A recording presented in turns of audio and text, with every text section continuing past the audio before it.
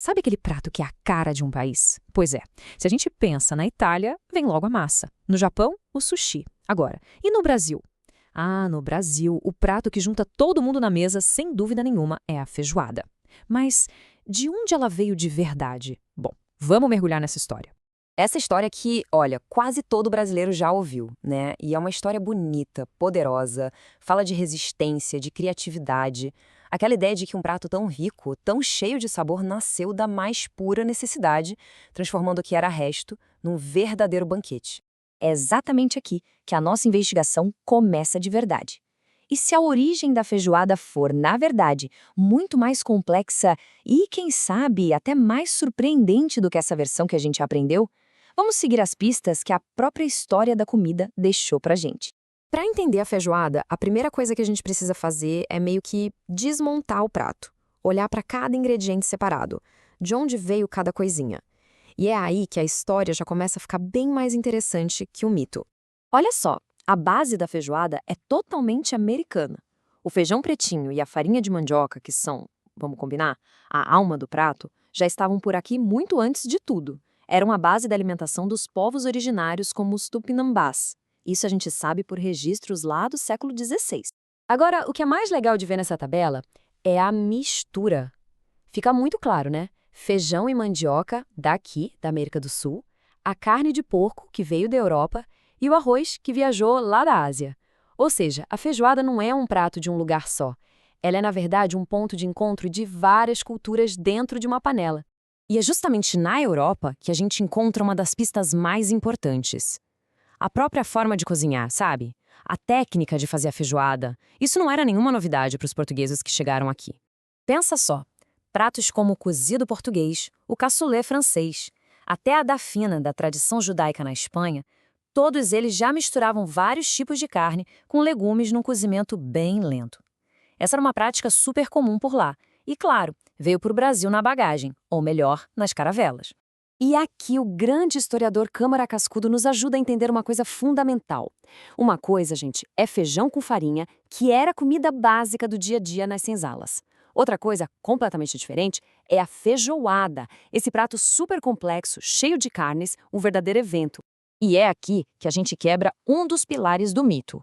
Sabe aquelas partes do porco que a história diz que eram desprezadas? Pé, orelha, rabo? Então, isso nunca foi resto. Na culinária europeia, essas partes eram iguarias, supervalorizadas e usadas em pratos muito tradicionais. Certo. Então, se a feijoada não nasceu na senzala, no campo, onde foi que ela surgiu? A resposta, olha que interessante, está nas cidades que estavam crescendo e borbulhando lá no século XIX. Imagens como essa, do Debré, são como uma máquina do tempo. Elas nos levam para o Rio de Janeiro daquela época, uma cidade portuária, cheia de vida, com um comércio de alimentos a todo vapor, onde ingredientes de tudo quanto é canto se encontravam. Foi nesse caldeirão cultural urbano que a feijoada começou a tomar forma. E essa aqui, bom, essa é a prova do crime, o flagrante. A primeira vez que a palavra feijoada aparece num documento não é no diário de uma fazenda, mas sim num anúncio de jornal. Em 1833, um hotel de luxo, lá no Recife, anunciava que serviria feijoada brasileira. Ou seja, o prato nasceu como uma atração de restaurante para quem podia pagar. Então, resumindo a história toda, o ponto é este. A feijoada ela é menos sobre sobrevivência com sobras e muito mais sobre a adaptação. É a transformação de uma tradição de cozidos europeus que ganhou ingredientes e um tempero brasileiro e que foi servida, no começo, para a elite das cidades. Mas aí fica a pergunta, né? Se a feijoada começou assim, num restaurante, como é que ela pulou do cardápio para se tornar o grande símbolo da nação brasileira? A resposta está na própria imagem, na própria panela.